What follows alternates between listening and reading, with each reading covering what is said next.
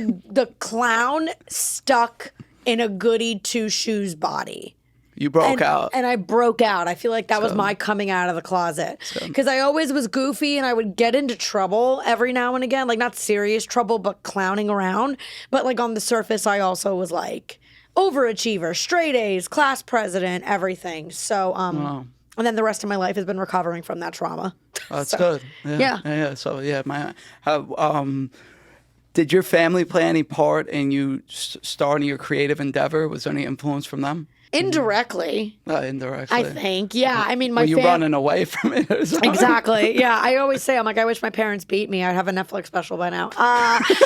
It's just, I wish I had a better struggle story. No, they did. I mean, my family I come from loud, rambunctious Italians. So we laughed at everything, even dark shit and the real shit. And laughter was just the way we coped. It was the way we bonded. And then, I mean, my parents, they didn't mean to make a comedian, but they made a comedian. Yeah, and if you meet them, you're like, yeah. Yeah, you got it. Yeah. Why? What part of Italy are they from?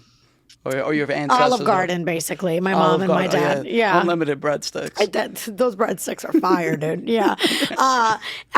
One time I got cheated on with a girl that was actually from Italy and lived in Italy. And I like basically said to my ex, I was like, why would you spend all that money and go overseas when you could just have Olive Garden right here? Right there, right at home. I'm cheaper. Yeah. I'm convenient. I'm right on the corner. Like, come on.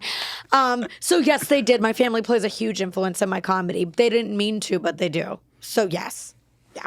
That's great. When was your first performance on a stage? Little. I was like 2. No way. Yeah. What were you doing? I did dance. My mom put me in ballet, tap, and jazz. They were like, we don't know if she's going to like this, but my mom was a dancer. She's like, let's just have her do dance lessons. Like, she's always bopping around the apartment. And, which I still do to this day. Bopping around, like, even when I visit my parents.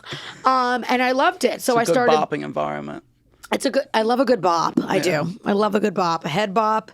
But yeah, I was 2 years old and I was in dance recitals from 2 to 3 years old. And I took to it, I guess. And then I did plays and stuff. So I've been on stage a good portion of my life in some way, shape or form. Well, what type of plays? You recall any of them? My breakout role, and frankly, I'm upset you didn't IMDb me and you don't know this, Vinny, but I was Tinkerbell in an adaptation of Peter Pan in elementary school. Wow. That's not on your IMDb, is it? It should be. Well, I'm pop quizzing you, is it? No, I don't know. Okay, correct. You're not. It's not, obviously. It was a school play. Yeah, that was my first acting role. And this has been my whole life, and now I deal with it as an actress and casting now. I auditioned, and they loved me in school. And they wanted me to be Wendy, who is the main bitch, the HBIC. Yeah. Peter Pan's bitch. No, I'm kidding. But I wasn't tall enough. And I didn't look the part. And they're like, it's not going to make sense. Like, she's too little to be Wendy.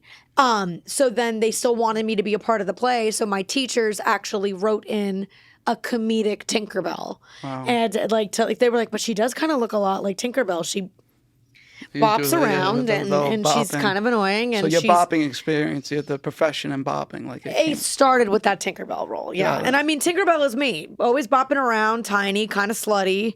Nice, annoying, perfect, yeah, a little magical when I want to be. So it all kind of makes fairy sense. Dust or whatever. Yeah, don't bring cocaine into this. Listen. Oh, wow, that was you. You started talking about that. Listen, Miami. The food group down there, The food group, that's great.